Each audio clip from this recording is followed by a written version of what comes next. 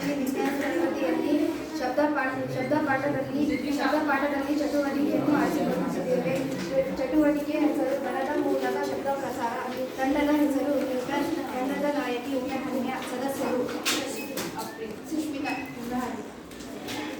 ಶಬ್ದ ಪ್ರಸಾರಕ್ಕೆ ಮಾಧ್ಯಮದ ಅವಶ್ಯಕತೆ ಇದೆ. ಶಬ್ದವು ಮಾಧ್ಯಮದ ಅನಿಲ, ದ್ರವ ಅಥವಾ ಘನ ಮೂಲಕ ಪ್ರಸಾರವಾಗುತ್ತದೆ. ಅದು ನಿರ್ವಾತದಲ್ಲಿ ಪ್ರಸಾರವಾಗುವುದಿಲ್ಲ.